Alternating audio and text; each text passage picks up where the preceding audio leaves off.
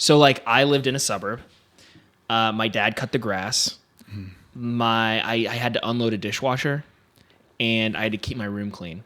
And I like threw a fit about that crap. So like I think at the same time, there's just back then, like in those times, you had so much work to do to just be warm that night, to just like make sure that the next day you'd have food, to make sure that like now it's like it was a hassle to make sure my lunch was packed with all the like packaged food that was already in the house. Like those things are just, so the do hard things movement has to be a thing because we're not provided with the lifestyle that you have to do hard things because everything in our modern world is how do I make it easier for the spectator, for the viewer, for the client, for the customer, for the individual. That is how we operate, and in a lot of ways that's good. Like there are a lot of good things that have come from capitalism and in this. Let's make it easier and more accessible. Those are good things at the heart of it, but it does lend ourselves towards not working hard. Can we just bond over this for a second? Yes. Okay, so let's bond. Gen Yeah. Y. What? Yeah. Millennials. Yeah, me and you are millennials. Gen Y? Gen Y is what millennials are. Yeah. They're between Gen X and Gen I'm Z. at the cutoff. I'm 96, which is it. You're right. Okay, cool. Yeah. So you and TJ just make it by the cusp. So yeah. Did you ever watch the New Adventures of Pooh Bear? Where it's like, Pooh Bear, Winnie the Pooh Bear. No, I don't think I did. Because at least that sound isn't like, reminding me. Okay, cool. We watched it though. Did you But ever Taylor have was my guy. How about the jam jars? Where it was like the Welch's jam jars, the jelly, Yeah. and then it was like they have Pooh Bear on the outside. You could tips them off. Yes. You could drink out of them. Wait, Like glasses. Wait, did you get that from like Kroger, or I guess what was the? Yeah, like Ivy. Yeah. Okay, so definitely. Well, I remember distinctly. So I would take my Pooh Bear doll everywhere until I was like 4, which was probably too old for it. But 14. 14. But I'm trying to recall. What did you say the adventure? What was the New Adventures of Winnie the Pooh. Adventures? Yeah, and he's always wanting honey. And you know what honey reminds me of? Nuclear polish. No, it doesn't. The reason you're saying that is because I want to bring up I think if I was going to be in a nuclear fallout shelter, I would bring honey. Well, it's because I think fallout shelters should be more substantial than they are. Like I've never seen a nuclear fallout shelter and been like amazed by it. You know? So when I was at Ohio State, me and my buddy Mitch heard that there was like a nuclear fallout shelter under the Oval. If you've never been to Ohio State, the Oval is like the large central part of campus. And we're like, this place is going to be epic because the Oval's huge. So we get there, we go into the Oval. We're like, where is this thing at? We can see no grates where you would find a nuclear fallout. And there's also that like sign. What is it? Like the black and yellow, like right that indicates this fallout shelter. Yeah, that thing. And so we're looking for that sign. We can't find it. And finally, like over by one of the academic buildings, we find it. We're like, well, this isn't really under the Oval. It's kind of adjacent to it. But maybe it's like you get in there and then it takes you under. And so anyway, we moved some grates out of the way, saw the sign, like walked down a ladder into this like dark area, turned our flashlights on, like we're about to go walk under the Oval. And when we like turn our flashlights on, it's like no bigger than half of this room. And we're like, this is exactly like every other nuclear fallout shelter. It's a big disappointment. But I will tell you what wasn't a disappointment. Is in the distance in a Sharpie, written boldly, was the name of one of my friends from Portsmouth who graduated a couple years before me. He had the same idea. Yeah. Something about Portsmouth. We're ready for the nuclear fallout. Yeah, I wouldn't. Because you haven't updated any of your buildings. That's why Yeah, also because we're very suspicious, I think, generally. College shenanigans were the best, weren't they? No. I didn't go to college. See, that's the joke, right? Because he got, yeah. So, no, he used to do so. It's funny because you didn't go to college. That's what they say. He's got a master's. Well, not yet. Yeah, I got like a... Don't give him that. He didn't get it yet. He's got it. Don't give it. He's got it. Yeah, but I still think I still going to hold my statement that is way too small. I agree with that. Way too small. 50,000 people, or however many are at Ohio State. Oh yeah, I guess that's Yeah, I guess it's first come first serve. They're legit looking at it and they're like, most of them are going to be wiped out. These are for the 60 that made it down here. This survival of the fittest. If you're gonna restart, you gotta restart with the best. Yep. That's all I'm saying. You gotta stack. I think. Or are they just all these senile people who were expecting this way early? Like, are they just the preppers? Yeah. The Doomsday Preppers. Yeah, now that I don't want to restart. Doomsday Preppers. Sam, you know a thing or two about Doomsday Preppers, yeah? Wait, what? Wait, why did you do that? I don't know. I was just thinking, like, of all the people that I know, if I thought like someone was a doomsday prepper, I think Sam would actually be up there. It's definitely out of the three of us. Yeah, it's between me. It's not. Yeah, I mean, I'm guessing I'm like anxious. Well, no, I know it's not. That's not what I'm saying. No, that's not what I'm saying. I think what I'm trying to say is I'm thinking like if there was someone that was preparing for a nuclear fallout and was like ready and had a plan of action in my life, dude, I do think it would be. I'd be screwed. I have a well. On my account, I have a well, so I guess I got that. So you have water. Yeah. But if the electricity goes out, I have no generator. Yeah. So I don't have a hand pump. Yeah. I don't even know how to can food. Nor do I. I feel like your wife. Maybe. Probably. I can say her name. Why did I do that? Her wife. Cut it. No. Yeah. I feel like Whitney would figure that out quickly. AJ and Sam Jones. Yeah, they're I was close. thinking about today. I'm like, if stuff hit the fan, like, I mean. They're two of the guys you want to know. Yeah. Yeah, you're right. They're two of the guys you want to know. They might actually be my doomsday plan. I need that book. It's like I'm gonna text those two. Do you guys have a spot where you're like, I'm gonna go to this place if something goes up? Don't say it on here. Can I be honest? If you say it on here, people will go there. Well, I don't think it would be for protection. I'm going to the Middle East, baby. if Ish goes down, you're going to the Middle East? Yeah, that's I don't know. Stuff is already going I thought he was going to be a prepper, but now I think I want to be the first. If stuff's going down, call me a martyr. And that's what I was going to say. I think I would go to a place nostalgic. I think I would just go to a place that's nostalgic to me. Like I think I'd go to my folks' house. See, I'm screwed. Because it's like I'm probably going to die. I'm trying to get out of this. But seriously though, where are you going? Like Mars? I'm going to tell you, there's a place that I'm going. I'm not going to say specifically. But it has vast land. You're going to Joey Horn's You relatives. Yeah, for sure. There's no doubt. And if he's watching today, Dude, but we would be screwed. You think about it. You're like, you get on the interstate to try to go to Portsmouth during that? I think everyone's leaving Portsmouth when that happens. No, dude. No? No. That's where they're going to be? I don't know. Maybe I'm I don't know. wrong. The reality, we'll give this about a couple more minutes here. I think this could The be reality the is, I think people are really liking it. We're going to get hit with an IEP? IED? No, we've talked about this Intercontinental before. ballistic We've missile. had this. IBM. No. IED It's the one- is no. We've talked about this. It's the electronic. It zaps IED everything. is a explosive improvised explosive device. Yes. An IEP is a impulsive electronic. It's something with it's the thing you're It talking takes out about. all the grid. It takes out the grid. Yeah. If the grid is taken out, the highways won't even matter. I thought IEPs were Most of the individual cars, most of the cars education operate in plans. a way that we couldn't even use our cars. Mine has gas. That's my understanding. I know. I heard that it's run off a computer. What? So if the grid gets taken out, the car's in trouble too. Oh, frick. Dude, I have no heard. idea. Well, then I'm probably not going. Is that Adam? Is that true? Anyone in the room actually? Is anything we're saying factually accurate? Is this? I do need to know if this is true. I think we can. Is he not going to tell us? No, it's just let's leave it mystery. You think? He wasn't even paying attention. No, IEP, he's he leaning. doesn't care. I'm down for that. Yeah, that's fair. That's fair. Yes, just getting some problems taken care of. But why don't we probably just move on? You think? Well, I will say I don't know the answer to those things. Yeah. I will need to find that out, and I'll let you know. Actually, no one cares. I'll just figure it out for myself. Yeah. And I'm not going to the horns. I'm still Good. confused. Yeah, this is a really strong start. Okay, Modern Man episode 3. We're excited to have any of you that are still tuning into this thing. I have no idea what I'm saying. No, Modern Man. Excited to be with you guys. We're entering. This is episode 3. Yeah, so we hit rediscover the fight, redeem the fight, and then today we're gonna go rediscover angle again. And it's kind of in the same ballpark as fight, but we had so much content over the last couple episodes that we're like, how can we maybe go deeper into this and assess it? In ways that we haven't already. So Sam is actually gonna throw out just kind of the general thought for today's episode, and we're going to build off that. Yeah. Sound good? Yep. So we're going to be talking about this idea of grit today. So I'll just give you the Merriam-Webster's dictionary definition here. So grit is the firmness of mind and spirit, unyielding resilience in the face of hardship or danger. And I think that this is something that we are vastly missing in today's society. And when I look at the men of old and the men of today, I think that we're missing the ability to do hard things. We're missing resilience. We're missing grit. And to get into this, I actually we're gonna watch a little clip. So if Adam's got that ready, we're gonna watch that. Nice.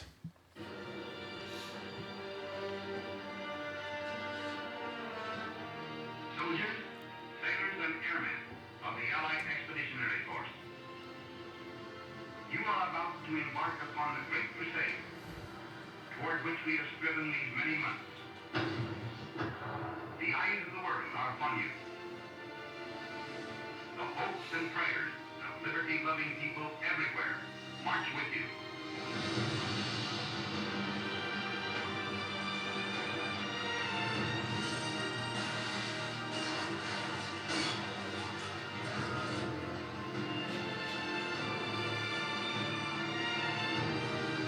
You will bring about the destruction of the German war machine. The elimination of Nazi tyranny over the oppressed peoples of Europe. And security for ourselves in a free world. Your task will not be an easy one. Your enemy is well trained, well equipped, and battle hardened. He will fight savagely.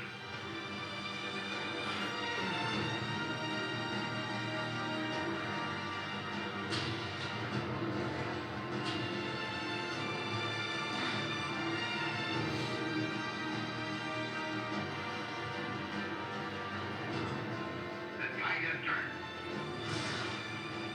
The free men of the world are marching together to victory. I have full confidence in your courage, devotion to duty, and skill in battle. We will accept nothing less than full victory. So anyway, I think I wanted to bring that up because I think particularly that video, what it's speaking of is the greatest generation, right? So when we look at these different generations, I mentioned earlier that Brad, Noah, and myself were part of the millennial generation, but the generation that was born right at the beginning of the 20th century in 1900, between 1900 and 1929 was known as the greatest generation or the GI generation. And like these men, these women that were born and lived during this time, they were the greatest generation because they endured. I mean, think about some of the stuff that they endured, like some of the most horrific, hard circumstances in U.S. history. They endured World War I. They endured the Great Depression. They endured World War II. And it's like, I mean, both my grandparents, my grandma Halligan and my grandpa Schnur, or my grandpa Halligan, both lived in this time. And like to be able to talk to them and to talk about like their brothers and sisters that fought or their brothers that fought in the war.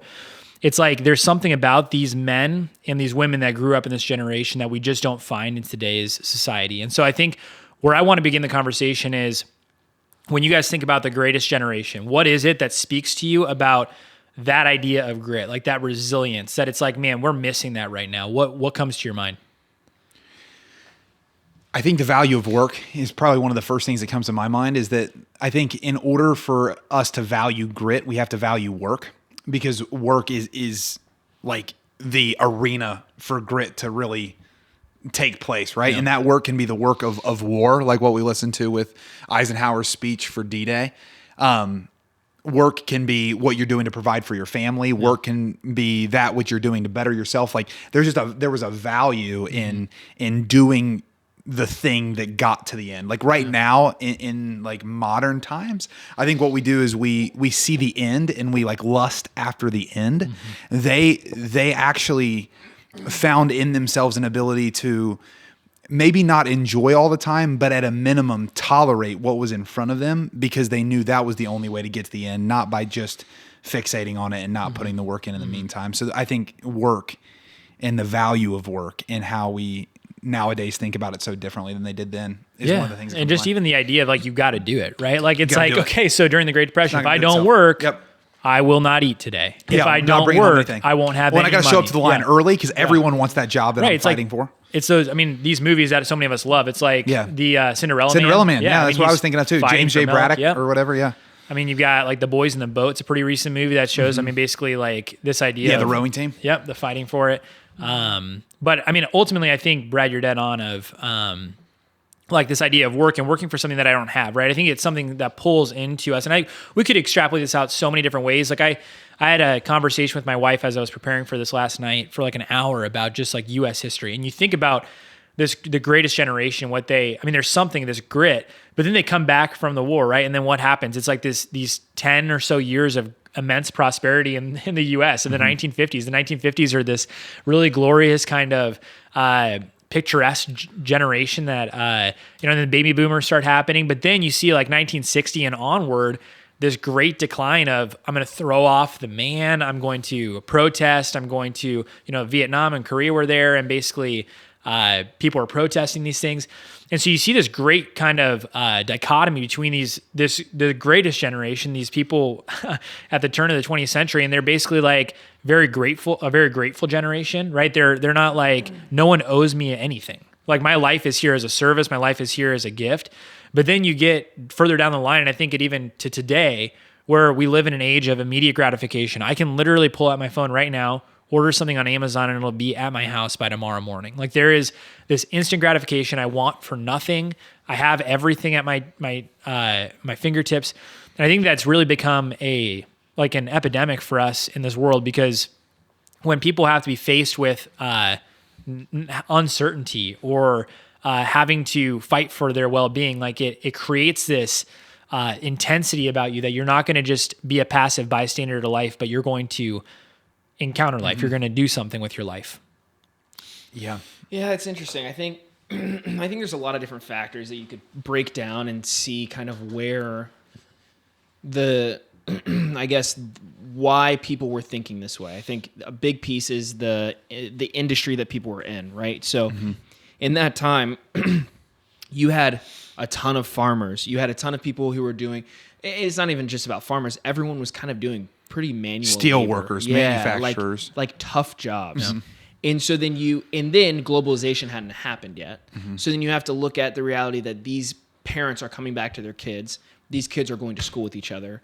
So because there was not globalization, because there weren't people from all these different communities coming from all over. Because I do think, like, if you see some of these movies, the kids that were like in the city, they were like made fun of for being soft, right? So like there was a softness occurring at that time.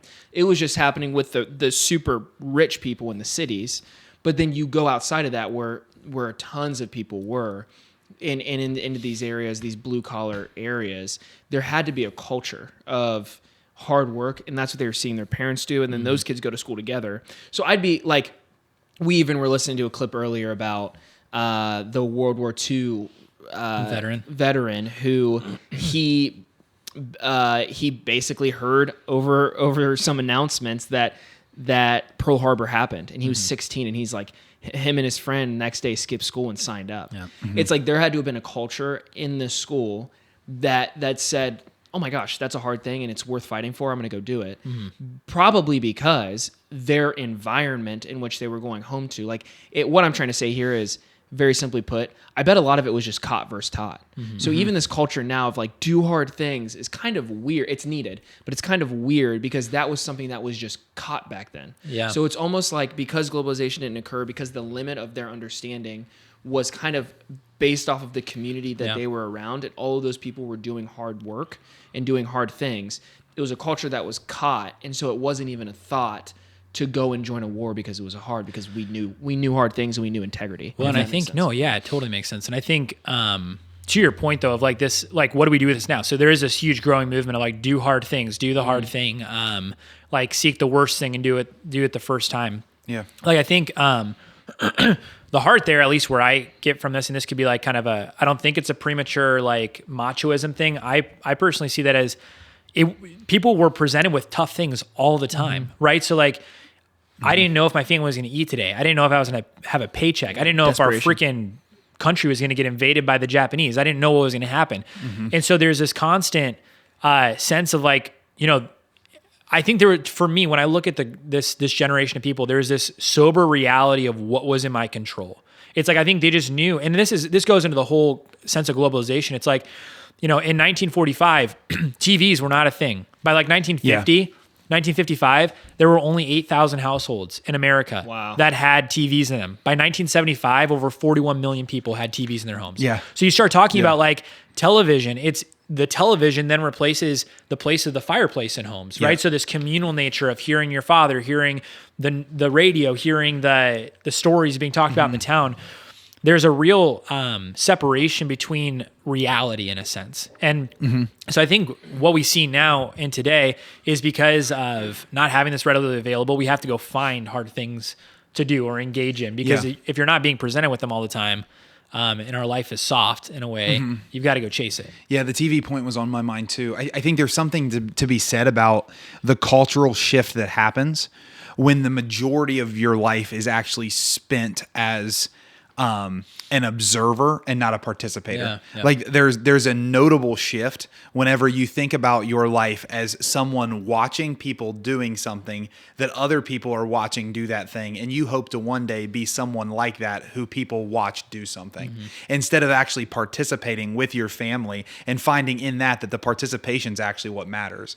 Like I think that by nature of the invention of the television, what it began doing is opening up possibilities that before were never even thought of. And I think there's some, like, it's like anything. It's a two-edged sword. Like one side can cut you while the other side actually does something great. Right. Yeah. And so I think there is a benefit to dreaming and seeing what's possible, but there's also this, I think, rejection of the simplicity of what can be available to us.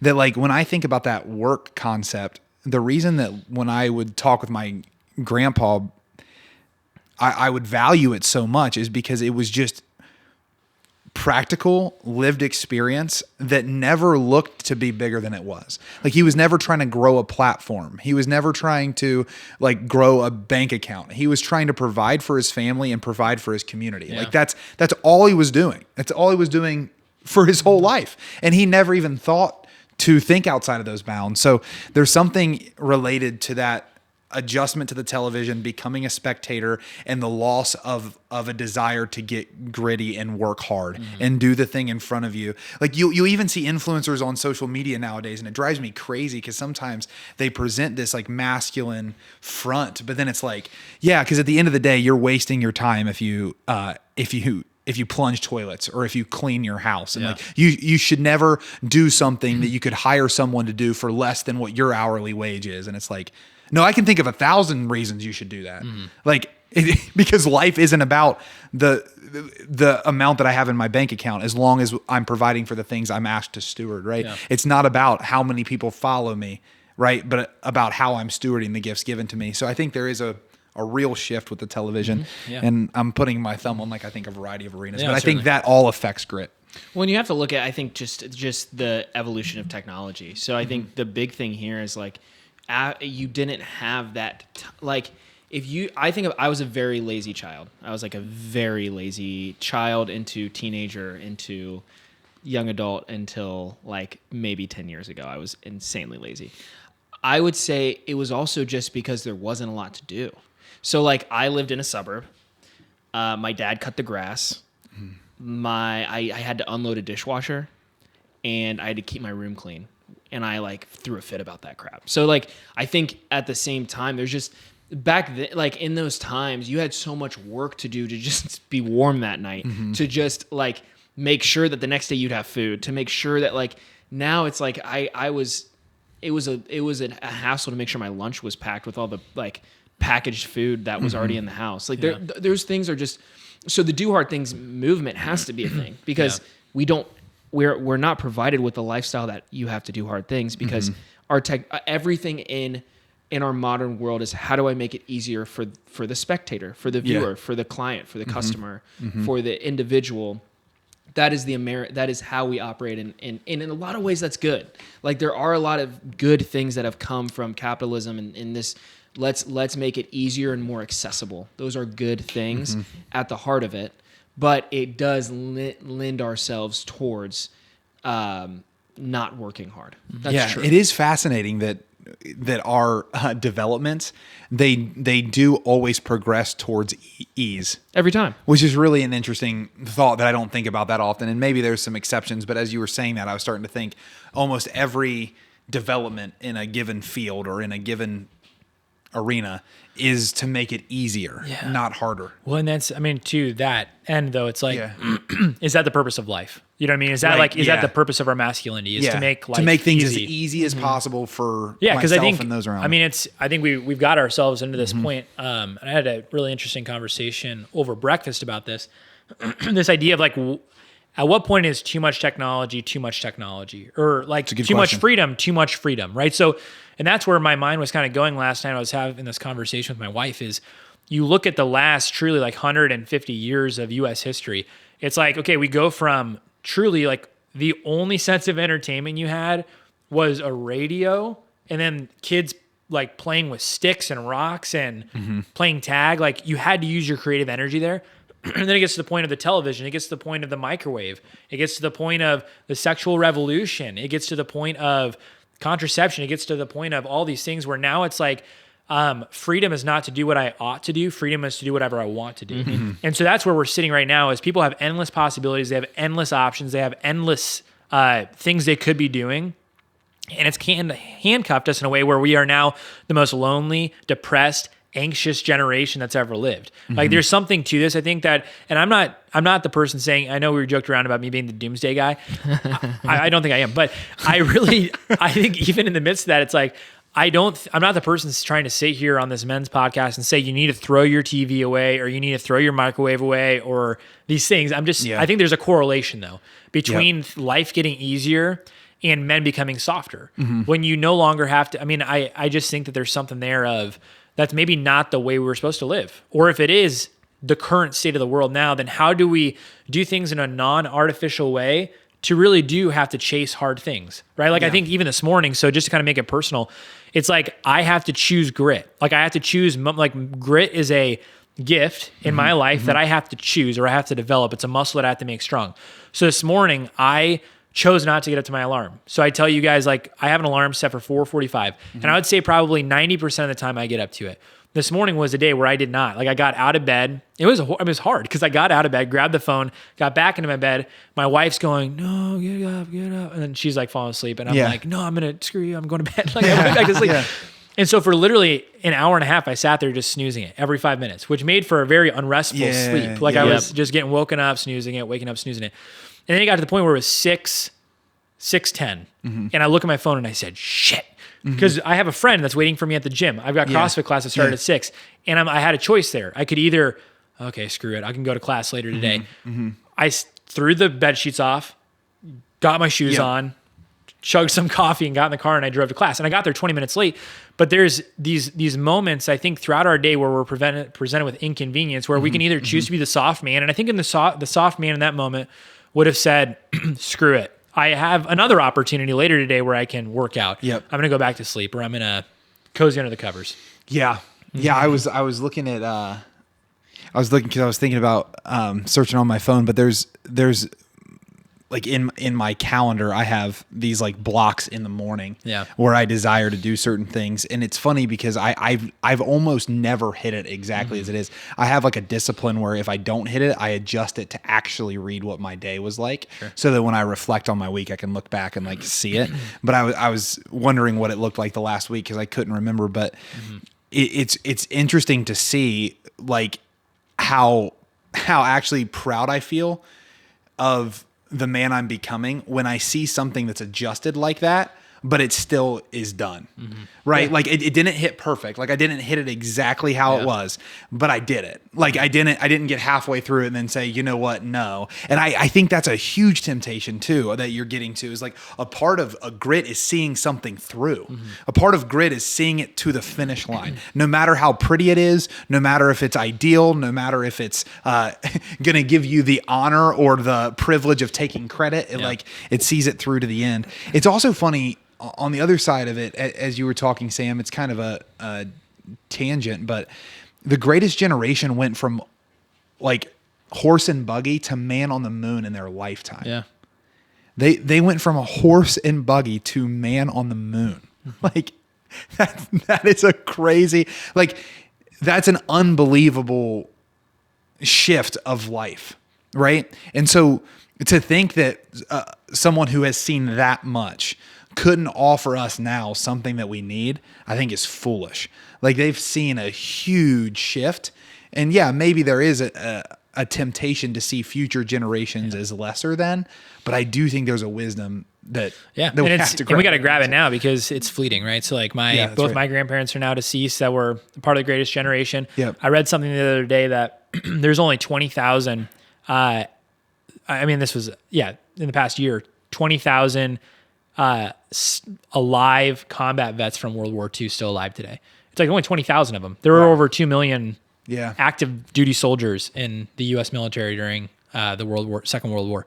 So it's really interesting because these things can be fleeting.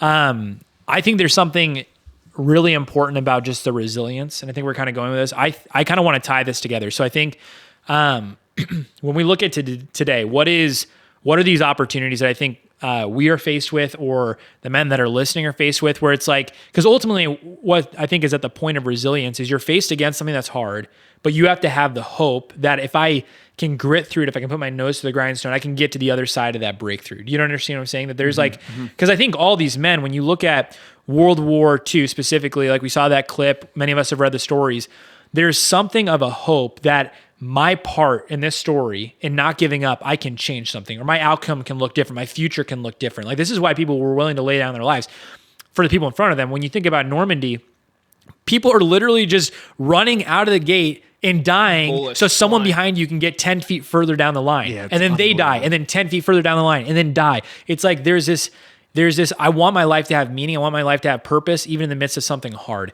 And so I think that's kind of where my mind is going, is like, when we think about our context here today, the things our listeners are listening to, what are we experiencing that requires grit? Yeah. Yeah, I think it's unique. I don't know how many, like, I've even just been thinking about, like, what actually is there? Like, I've been actually thinking about, like, what actually creates grit, because there are a lot of things, but I've even just thought about, like, there's so many, as I was saying earlier, there are so many areas where everything is pointed to our ease. So we have to then self-create those opportunities in our life for, especially, and I think this is the demographic that I think is just wasting away right now, are young single men, because like you get introduced to grit very quickly as a, like, I don't have to tell you guys this, and I haven't done this yet, but you get introduced to grit very quickly when you have a child, right? Because you now are at the beck and call of a kid, not yourself. You're not, you can, like, there are so many things. This morning I hit my alarm like 3 times and I didn't do what I wanted to do this morning, and I went back to bed and I was late for work today because I chose myself. There's a kid that's crying, you don't have a choice. And I think there's a reality of the demographic that is struggling with this the most and wasting away is the young adult. And we talk about men here, so I'm going to say the young adult male, because there's nothing that the young adult male has to answer to except themselves. And I think that is the piece right now that I want to dive into here, because really there's nothing in the young adult male's life that's making them gritty. Other than the fact they have to show up at a laptop every day and maybe do some work. But I don't even know if they have to do any work when they're at work. But part of it's even the fact that we call that demographic that, like, it gives cover, right? Like, because so often a young adult is just a delayed adolescent. Like that's often in our world today. It's often someone, and it's not always, right? Because we have a schooling system that sets people up to start life later, right? We have other things that have people start life later. Some people go to the military. Some people serve in missionary organizations. There's great things you can do. So I'm not saying something that I'm like hoping to paint with a broad brush, but I do think that because there's now a culture of that. Like I remember my grandpa even laughing when I said that I was doing like young adult ministry. He's like, "What are young adults?" Because like there was just adults like when I was growing up, and because it sometimes can give cover, and I'm as at fault in this as anyone, but you can hide behind that cover and not take the responsibility appropriate. Because here's what I keep hearing is you ask like such a straightforward question, Sam, and I couldn't think of something. You're like, what do people have to get gritty? And I don't know. But it's because we've lost the context for something bigger than ourselves. It's because we've lost the context for purpose. Like the reality is, if you don't have something else to be fighting for, you won't be gritty. If you don't have something, like, you have to think generationally if you're going to be the man you were called and like destined to be. You have to think generationally, because those men at Normandy, they were thinking, I want this country for the 1,000th generation of my line.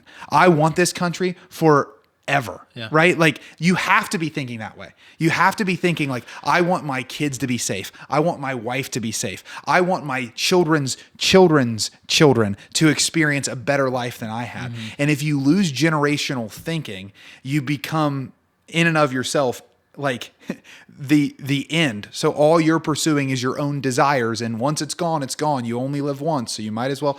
But once you start focusing in on all that, what you're missing is impact. What you're missing is that which drives grit. And that's the incredible tie between grit and self-gift. So for me, this is kind of, as I'm hearing you guys speak, there's a reality that what drives grit is a sense of responsibility. Right. So you guys are saying this, there's a responsibility that I have for my own life, for the future of the people I serve, for the place, my environment. There's something of a responsibility, and responsibility drives this desire for sacrifice of I'm willing to do what it takes to make it better. It drives a sense of duty, it drives a sense of sacrifice. And through sacrifice, I believe, and I think we would say that through sacrifice, we find meaning. Like there's actually this deep tie between sacrifice and love, love requires sacrifice. St. Maximilian Kolbe said that there is no sacrifice without love, and there is no love without sacrifice. And I think the reason why it's so hard to put our finger on why today, for the men listening and for our lives, is so different. It's because we don't, for all intents and purposes, we do not have the Japanese bombing Pearl Harbor today, right? So when we listen to this, when we listen to that man before the podcast, he was talking about, he was sitting in the car the day after Pearl Harbor was attacked, and he said, I'm enlisting. This requires something of me. In order for that to be different, I have to be different. And for me to be different, I have to go do the thing that the world is asking of me right now.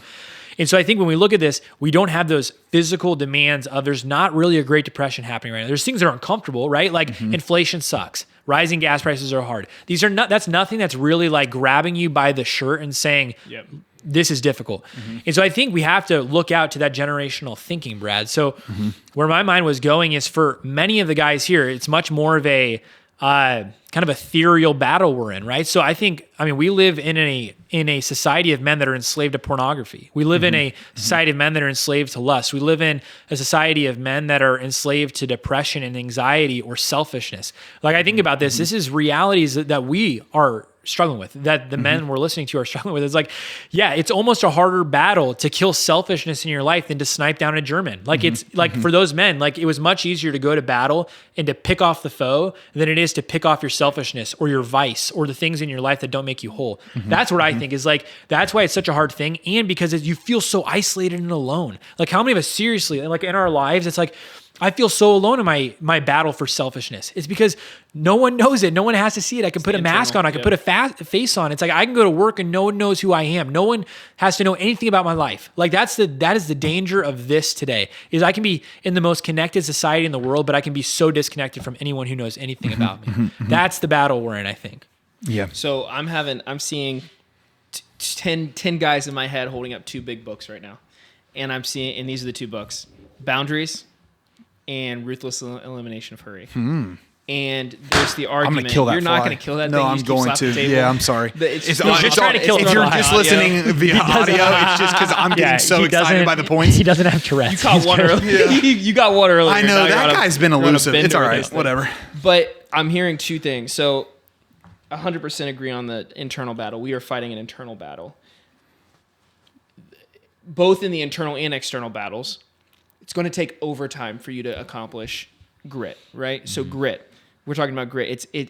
And with grit, there's an over. You have to do it more than what you're doing, more than what's being asked of you. Yeah. Let's just simplify it and call it that. So anytime we start getting in these waters, what I hear so many men in my life say, and some parts of it in my own life, is they say, you're crossing my boundary and you're not adequately resting. So what's the balance between, or you're not allowing me to be balanced. So when we get into these topics, there's going to be a plethora of men. And I'm even just asking for myself, how do I, because I'm balancing this in my head. Yeah. Boundaries are a huge thing right now. You've crossed a boundary with my time. You've I've hurried too much. I've done too much. I'm working too much. I need to take more time to rest and be at peace. So, like, storming Normandy wasn't a balanced thing. Like, I wouldn't call that a balanced activity to storm Normandy or the preparation for it. and Yeah, to heavily the rest actually. The greats didn't sleep as much as their boundaries in that book would have allowed. But there's a need for adequate rest and adequate boundaries. So what's the answer? That's what I'm saying. It's because like you go say that to a Navy SEAL drill surgeon, They'll laugh at and he's you. going to say, F your feelings. Yeah. F that. Yeah. Like, Yeah. I would say that. I will say this. I actually don't know a single person that I like look up to or respect that subscribes to a lot of that stuff. So like, because truthfully, it's like, Brad, you and I, like in the last over 365 days, your daughter's been alive. How many times have you enjoyed getting up in the middle of the night?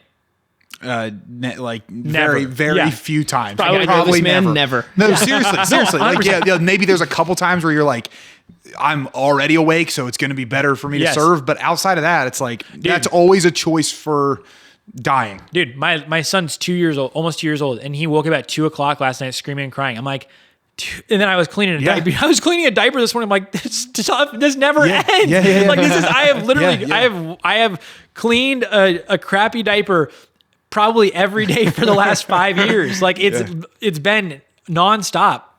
And the reason I bring that up is because like, you just don't like, the only people I hear say that are single, privileged men. Like that's like, you're single. You think you need rest. You think you need all this stuff. And it's like, there's actually, what if rest came through doing what you were called to do? Like what if fulfillment wasn't something you feel like you needed to clock in and clock out of, and then you needed to take your time? I'm not saying that you don't need leisure and recreation, but I'm saying I think we have taken a bar that was like, people demand, like it's the same generation saying people demand too much of me. I'm like, my parents were hard on me. It's like, and then they flip the bar back this way and say, now I need me time. Well, in the words of one of our favorite priests, there's plenty of me time in hell. There is. Like if you want to take, I'm not trying to be If you too want an hard here. eternity with you. Yes, I do. I'm not trying to negate. I think that we always have to balance things, right? So I'm not trying to say you don't need boundaries in your life, and I'm not trying to say you don't need rest. I think it's a scapegoat though in our generation right now that people are throwing and leaning on a crutch of just like, this is me just like living my life, and you need to be okay with that. Like this is a you issue. Yeah. So I go home tonight. Yep. I wake up tomorrow morning. I have big plans for my life. I want to start businesses. I want to have the best podcast in the world. I want to grind at the job that's right in front of me. I have all these dreams. I want to be in adequate shape. I want to eat the best I possibly can. I want to do so many things. I want to invest in the people around me. I want to give my life. What does that mean? So then what do I do? So like I'm just thinking practically, like, so does that mean that I grind for, because if you're doing all those things, you're going to be losing others too. And so how do you live a life where you're going above and beyond and not screwing yourself because of it?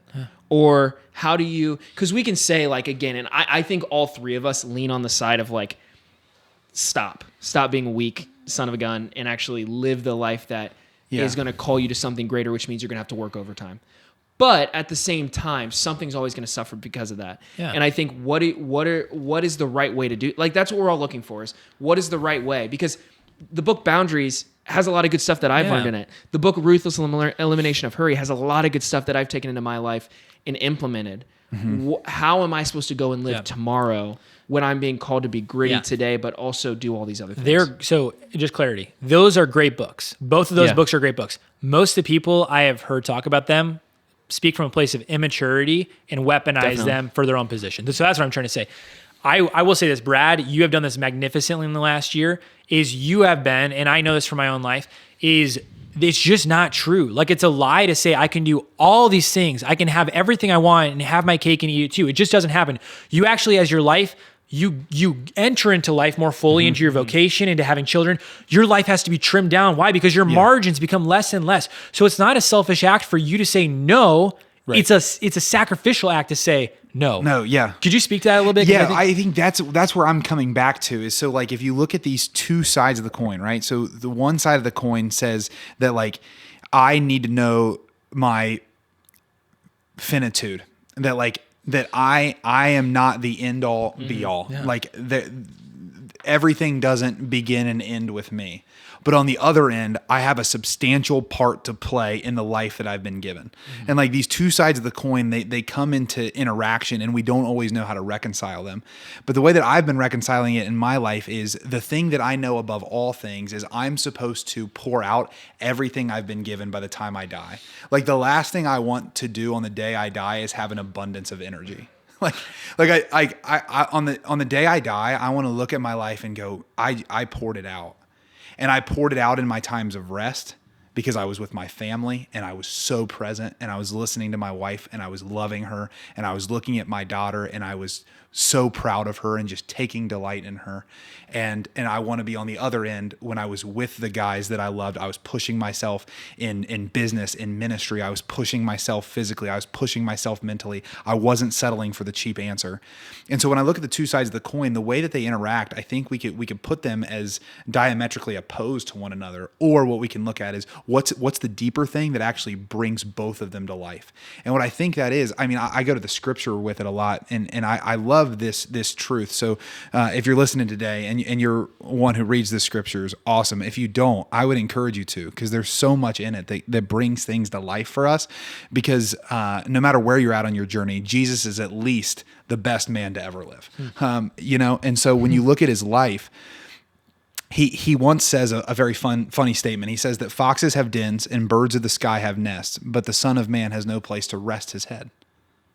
It's interesting because it's in one of these sections where he's giving a lot of parables and stories, and he's like looking at his apostles and he says, foxes have dens and birds of the sky have nests, but the Son of Man has no place to rest his head. And you have to imagine, they're like, what is he saying? Like, what are we talking about? Like, you were just sleeping on the boat and we almost died. Remember? Like, you were resting and we were about to drown. Yeah. So that's what was happening. And yet that verb that he's using there, it's only used one other time in Jesus's ministry in the Gospels. And it's when Jesus bows his head and breathes his last on the cross. And so we see this verb. He says, I had no place to rest my head until I found that place where I was poured out. Wow. And I think I don't think I have experienced that to be true. That like when I am at rest, honest rest, not vacation rest, not celebratory rest. And I'm not saying there's not a place for those things. I think there is. But when I'm at the truest sense of rest, it's honestly at the end of my day when I put Eliza in the crib, if I'm putting her to sleep, or Nina puts her in the crib and then Nina goes to sleep and I sit down in my chair at the end of the night and I'm like, and it's not like a 24-hour period. It's like 5 minutes of like, wow. Like, and then you like breathe out, like you breathe out. It's like, that's rest. Wow. And there's this reason that of the 7 days in creation, God gives one for rest. He's like, because there's things to do. Yeah. And I want you to see what I've put in you. And I want you to see the possibilities. And I want you to see your capabilities. And then I want you to sit and look at that and say, I've done what I can for now. And then I want you to get back after it. So that's my, that's not short, I guess. That's my kind of like conceptual understanding of what we're talking about. Well, and I think what I'm hearing you say, and Sam, you might have said this earlier too, is the word duty.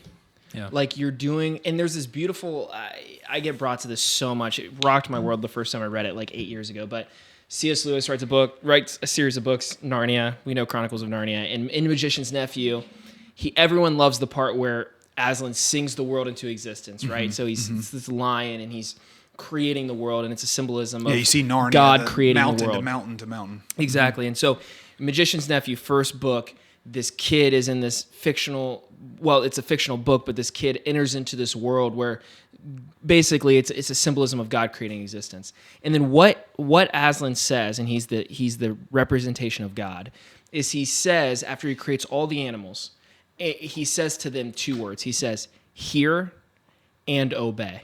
And ever since I heard that, I think that's just been something in my life where I try to think about all these topics and all these things in my life and what are the answers to being the most gritty, but then also making sure that I'm resting and having boundaries, and what's the answer to life. And it always comes back down to hear and obey, which is duty. Like hearing, right? So there's something or someone bigger, better, more wise than you.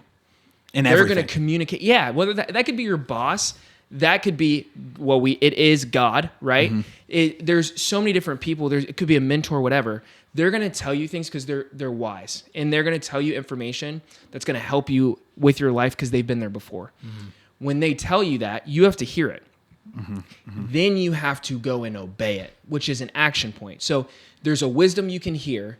There's a greater being than yourself that's going to give you something that you don't have. You then have to take that information and go and do it. Yeah. And that's what obedience is. And I think that hear and obey kind of symbolizes duty, that we as individuals probably just have to answer to what we've been told will be the best life for us, and then go and do that really well to the fullest degree. And the chips fall, let the chips fall where they may. You're going to experience, like you said, that breath at the end of the day because you did what you said you were going to do. Or at the end of the week. You did what you were told. And to hear not just from yourself, but from like the context we have, right? So I think like there's a wisdom that this is why Rediscover is so important, is that we can look back to those who have shown us what duty looks like, who can show us what obedience looks like. Because I think what ends up happening is if not seen through that context, what ends up happening is those 10 men holding those 2 books that you were talking about, then it just becomes, well, this is what I feel called to, or this is what I feel like I should be doing. It's like remove feelings from it and look to your history, because this is actually one of the greater... Or even subjectivity from it. Let's get into the objective. You look to one of the greatest infections, if you will, in the American society today and over the last 100 years is the infection of socialism and communism in the world today, which is hyper fixated on removing history and personal past from your life. That you don't look to your past, you don't look to the history, you forget what oral tradition has said or what the people who have come before you have said. You look to you and you alone to define today, which is like absolutely antithetical to any Christian perspective of life, or even just any world history really over the last 200 years. And so I think when we look through duty, when we look through responsibility, we have to look through the context of what have the previous generation said a man is, right? And so not just saying, this is what I feel like and should do it. And I think something within this whole idea of duty that I want to harken back to this when we talk about the daily struggle of the men that listen and the men that we are today, going back to grit, like the definition of grit, the word that highlighted to me in the definition was resilience, right? So we have to understand that just like these men from the greatest generation, when they're fighting in Normandy and they're fighting in Europe for the free world, right? They're getting shot at. Like many of them are getting wounded in battle, or they're getting they're getting IEDs blown in places, there are bombs going off. Like there had to be a sense of resilience of, this is my duty, this is what I'm called to, or this is what I'm doing right now. But I have to be able to go back to it day in and day again and choose it. So like, again, just talking to us here, like if you struggle with pornography, if you struggle with anxiety, if you struggle with isolation or selfishness, like do not become discouraged. Do not become waneful of heart, because part of being a man of grit is saying, come hell or high water, I know my purpose, I know what my future holds, and I'm not going to lose the battle because I know where the war is headed, right? So like I know that every battle, I can lose battles, but there's a war ahead of me that I need to win. Like that's my destiny. That's your destiny in life, is to actually be a man who's fixated on the war, not just the battle, because battles are going to come. We're going to lose some, we're going to win some, but you have to keep your eyes fixed on the resilience factor of every day I need to choose it. And if I lose today, that's fine, because tomorrow there's an opportunity to get back in the game and to fight. Yeah, resilience. I love that reflection, Sam, because I just wonder. I wonder how often we are too ashamed to be exactly what we are in a moment, and that leaves us from choosing grit. Like we're ashamed that we didn't get up to our alarm on time. We're ashamed that this thing's not working out the way we wanted to. We're ashamed that this launch that we didn't have the success we wanted it to have. We're ashamed that this business that we thought was a brilliant idea isn't having the breakthrough that we thought it would.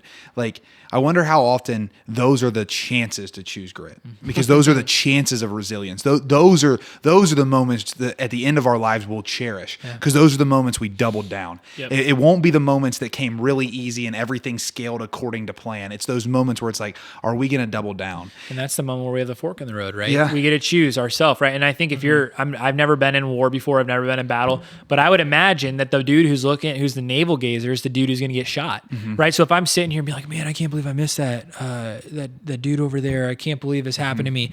You're probably a prime target to get shot. Yeah. Well, instead of being like, frick, that happened, I'm going to recalibrate. That's right. And I'm going to course correct here. Yeah. You know, and so I think that that's such a part of resilience, is to be able to look at your life and to not beat yourself up in whatever battle it is. Cause I think really all it have has wins to be, and losses. no, it has to be more, I mean, that's the world we live in. It's more metaphysical. I think most of us are more fixated on and being ashamed of my battles with my mind or my heart or my body than they are about like their finances or about the car they drive. Like there's not a real battle there, but there is a real battle in the heart of a man. Like that's really, I think even more so, this is what I think in going in this topic, like that's the real battle. Like when we look to this greatest generation and what we can learn from them today, it's that every single one of, it's not cliche to say, it's true. Like the greatest battle being waged right now in the world is the battle for the man's heart. Like we have men who are willing to give themselves to every pleasure, every fleeting success, everything except for the development of who they've been made to be. And I think that's where our world really hangs in the balance, right? Like what it's the saying, right? So for evil to conquer, good men just have to do nothing. Right? And so I think if It's not even do something badly, it's do nothing. Right. And if the enemy, like I would say the devil, I think we would agree with this, like, or evil in the world, desires to succeed, he's going to sideline them by trying to make men navel gazers, focus on themselves, ashamed of who they are, instead of being like, frick, I know I suck. Like we have a friend who literally all the time, he's just like, I suck. But he's not like, it's not self-deprecating. You know what I mean? Like Sam, like when he does this, he's just like, I'm like, there's a healthy realization of like, yeah, you're broken. Yeah. But you're willing to get back in the game. Yeah. You're not sitting here saying, oh, I suck and I'm a horrible human being. It's interesting. There's this Catholic organization that we all know and love, some more than others. And we were staying up late. This was in St. Louis 2 years ago. It was 4 a.m. and we were just talking with this guy. Late. And we were talking with him so late into the night. And he said, he's with this organization. He said that this organization, when they're recruiting men in particular, the two things that they see most valuable is that they're coachable. And they use a specific word that I can't remember, but essentially that they're coachable and that they're resilient. And we were like, wait, hold on. So what about like what they believe? Like, they're like, no, we'll get them there. They're like, well, what about the different ways, lifestyle they're living? They're like, no, we'll get them there. And I'm like, so you're telling me the only two things is that they're coachable and resilient, how they respond. And the word they used better, because the word they used was basically a word that meant when something bad happens to you, you get back up. And if you do that, then we will take you. And that's the only two things that they're assessing in their interview process. And it's the same, like I was talking to another really successful CEO and founder of a nonprofit organization. And we were just talking about business and talking about other businesses. And he said, Noah, you know that if you basically, he goes, I think he said 80% of businesses that start fail before 5 years. So he said, but if you make it past 5 years, you're almost guaranteed success. Oh. That it takes that, I'm going to get punched a few times, but get back up. That's what creates success in our world. And then that's even what this organization says, that's what we're going to take on. And that's who we're going to bring in, are the people that can be coached and respond to difficult situations. Not all their beliefs, not all these other things, if they can be coached and respond to difficult situations. Yeah, what is it like? Super interesting. Yeah, I think a rocket takes up to 90% of its fuel just to get off the ground. Yep. So that's what takes all of its energy, is getting off the ground, and like that, and that's our experience in life. We know that it's those initial parts of developing a habit that require so much effort and so much resilience and doubling down and doubling down and doubling down. And then what I keep having to come back to in my mind though is what you were saying, Noah, is like, what would you say to someone who again is trying to balance this out and push the other side of like, yeah, but I think I have often, I might not say this perfectly, but I have often heard like someone who's speaking of like a rest day or what we would call in the Christian world Sabbath. Like I've often heard like, don't cheat your Sabbath, make sure you rest, right? Like you'll hear that often. Like don't cheat your rest day, make sure you rest. But what if you framed it like this? Don't cheat your Sabbath, work hard for 6 days. Oh yeah. Like don't cheat your rest. Yeah. Work your tail off, double down, give everything. Like, because again, I think that when we do that, we'll naturally become the resilient people because it's like, man, I know there's rest at the end of the thing, but I'm not just tolerating this to get to the rest. Like the rest is what's going to allow me to look back at this and go, wow, okay, there's the point where I doubled down. Wow, there's the point where I can get better. It's going to be a time for examination as much as anything. Yeah. I mean, we all know that in the Christian world. Like Sunday's a day of rest. It's a day of family. And it's also a day of reflection. Like we reflect on a lot of things. We reflect on these are the failures of my week, but I still bring them to the altar. Here's the successes of my week. Here's what I've yielded from my harvest. I'm going to bring it to the altar. Like, and rest doesn't mean sitting on your ass exactly, either. Like that's exactly. Like I'm just gonna be honest. Like no, right. I was more tired yesterday than I was pretty much all days last week. Why? Yeah. Because it required me to be on. Yes. With intentional two little psychos all day. Yes. Right. I mean, it was the founder of the Montessori education method said that play is the work of a child. So when we engage in play, it's actually work. And it's not the type of work that we're forbidden from on the Sabbath, but it's like,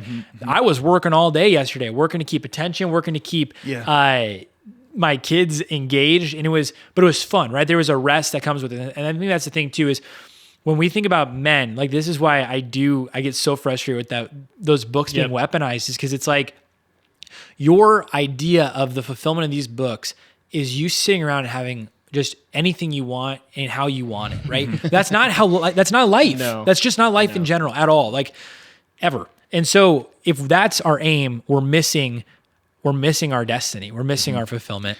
And I think when we talk about this idea of grit, we have to be willing to sacrifice multiple things. Not only our very self and self-gift and sacrifice, but also sacrifice the things that you think that you need or the things that you want to have.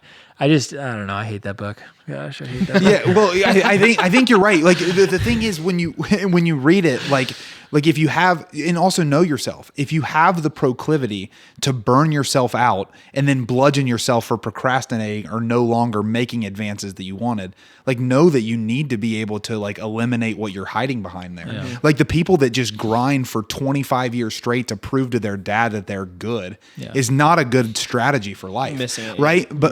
But so too, again, back to the thing, like those who are just like, I'm just going to tolerate my life so I can have those moments of leisure and those moments of, it's like, no, but that defeats the point of leisure and rest. Like those are integrated into a holistic life. Those are integrated in, that's what makes them better. I'm thinking back to two-a-days in high school football. It's funny because I played for such a small school that we didn't even have enough players to scrimmage against each other. Okay. So we had 21. So we would have 11 on offense and then we could have the 10 on defense. Or if we were having our first team defense out there, we'd have a coach play quarterback just to get enough to scrimmage. And so our conditioning was insane. And I remember like almost all of my coaches were ex-military or ex-collegiate athletes, like just tough-nosed guys. And I remember when they would never cheat us from a water break, so they would never keep you from it. But like when we would be on it, they would just let you have it for 2 minutes if you didn't put in effort. They're like, because you're cheating yourself. Like you're sitting here drinking water and you're not even enjoying it. And you know it. You would have enjoyed it more if you would have put it in. And I want you to remember this. Like they would be in your face. Like, remember this. Like, remember how disappointed you are in yourself right now for these 2 minutes. Because you're going to get it just the same you would have gotten it if you busted your tail, but you would have been more proud if you busted your tail. And like, we just don't have those messages anymore. Like I don't know if that kind of coaching is even allowed anymore. And like, that made me a good man. It made me a good man. Like I was selfish and I wanted the things I wanted and I wanted the glory and the front page of the paper. But those coaches, like doubling down on that, made me a good man. The type of man that would not let the freshmen carry the jugs off by themselves, but the senior that would go and help the freshmen and teach them and walk them in and say, I want you to be better than our class is. And the only way to do that is for you to engage. Like that, because that's what that builds, and that's what the greatest generation built. And I think that's what we're losing, and we can't lose it. It shouldn't be those 20,000 men that are like our last hope. Like we should glean from them what we can, and carry it out. But yeah, this has been awesome. I think as we're kind of getting our feet wet with this podcast, you begin to realize just how deep all these topics are. Like we could talk for sure hours and hours and hours on each of them, and hopefully we do, and hopefully those listening are enjoying it as much as I know I am. I think it's probably good for us to move now though to principal objective. So if you're listening or watching for the first time, principal objective is the time when Sam, Noah, and I all make our commitments that are really just coming from convictions we've had in this conversation. So this conversation's been happening. Where's our mind at? How are we going to put this at play in our lives? And we encourage you, if you've been listening, like how are you going to put it in play in your life? But we don't want to tell you what you should do in your life. We want to tell you what we'll be doing in ours. I want to reflect on the principal objectives from last time. Before we do that, I we'll be honest, mine was mixed, but we'll go back. So Sam, last time you were committing to cold showers and just getting uncomfortable in your life. Noah, just prayer and silence for an hour. Just this understanding that all of man's problem stems from the fact that he can't sit with himself alone for an hour. And then for me, it was being aware of successes and failures. And moving forward, actually, it has a lot to do. Mine had a lot to do with kind of the conversation today. But you want to check in on that? How we do? Yeah, I would say I was about 50% of the time. Which you know what, from last time, hey, that's double nowhere down. to go but up because I didn't even do the one last time. Yeah, but 50% of the time, I would say that I did give myself some passes and excuses because I was fighting a cold last week, so I'm like, I need the hot water. But no, I took one today because I knew we'd get to this conversation. So, but I would say 50% of the time I took cold showers this the last 2 weeks. Noah, I was shooting probably 90%. Okay, I did pretty well there. 2 days, one of them being this morning, which pisses me off because we did this today. But 2 days where I chose since we last met to choose sleep and to make a decision to take that hour later in the day. And so, but I mean, there were some bomb days too where I like knew I didn't like this weekend. I did not. I was traveling for doing some work, and I had to stay up late to get things ready for the day I had some presentations that I was doing. And so I spent a lot of time into the night. It was 2 a.m. And I'm like, I got to get up and do this. And I did it. Come on. And got like 4 hours of sleep. Yeah, it's big. And so that was a big victory in that, but I wasn't 100%, but I was sitting at 90, which I feel all right about, and I want to do better. Yeah. I think this was probably one of the most successful like commitments like this I made. I think it was also such in alignment with what I was doing at the time and wanting to put effort into.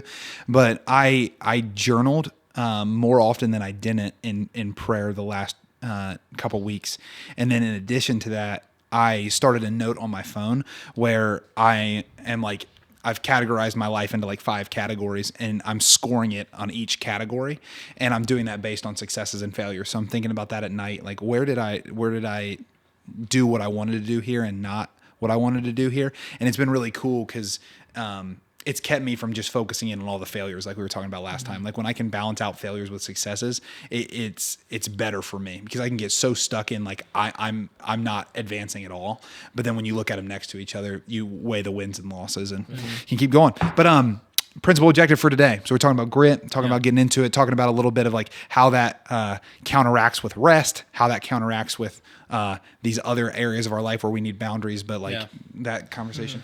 Yep. I think what I'm going to get after this next segment here is really trying to get rid of tech in my life when it's numbing, I mean, coping. Does it make sense? So I know that when I get home, I'm much more tempted to get on my phone when my boys are in the bath, for example, right? I'm like, they're just playing. I'm here. I can numb myself a bit, but it comes from a sense of numbing, right? Yep. when after our kids go to bed, it can be a very tempting thing for my wife and I just get on our phones and isolate in a living room. It's like, that's not what I'm made for. That's not what resilience is and going after my duty here. And so I think I want to get into the battle and accomplish the hard work of life of loving the people in my life by removing an obstacle of, so I think I'm going to put a box in my kitchen that I'll put my phone in and I'll tell my wife about it. So I'm more willing to do it. Yeah, I like it. I think my mornings are killing me. So I think I just got to step into waking up at my alarm and doing what I said I was going to do. So I think the waking up to my alarm has been something that I've executed greatly in the past and that I've been struggling in the last 5 months to do well. And so, and I hate the mornings. I don't care what anyone says. I am not like, people are like, well, there's no such thing as a morning person, a night person. I'm like, I'm happier at night and more pissed off in the morning. That's just true. Yeah. And so I need to just do it and step into it. So next couple of weeks, that's my goal, is waking up at the alarm. Yeah. Yeah, mine, my principal objective, I'm back and forth between a couple, but I think I'm gonna land on, like, I just want to get in a workout routine. Like, I talk about it all the time, and I find myself like, I'll do it a day, but that day I'll go harder than I should, and then I won't be able the next couple of days. And I think there's a part of me that's so all or nothing. It's like, if I'm gonna do it, I'm gonna do it how I used to, and not how I can like actually progress to where I can actually work out like I used to, instead of just like going one day and the next day being so tired and sore that I'm not willing to like get after it in the same way, and maybe not even willing, but like able actually. So I think all that to say, I want to get into a really solid habit there. I feel like mentally I'm as in tune as I've ever been in my life. I think spiritually I'm as in tune as I've ever been in my life. I think physically, just over the last couple years, since having some sickness stuff, I've just never gotten back on the horse like in a very consistent way. So I want to hit a really solid daily routine, even if it's a few minutes between now and next episode. And I think that would be a dope victory to have if I can do it. Any last thoughts? Go Bucks. Go Bucks. Go All right. Chiefs. Go I'll say go Chiefs. Go tonight. Chiefs. All right. I want the I'm Chiefs into to it. win. I'm into it. I like the Chiefs. Yeah, we like them. But if you're joining us, join us next episode. 10 to 7, baby. Okay. Yeah. We're recording this during one of Sam's beloved Chiefs games, and it's because he loves us. That's how much I love you. Yeah, it's how much he loves Just us. so you know. You told us that 6 I times. love you. And no, we love you guys too. We'll see you next time. Peace.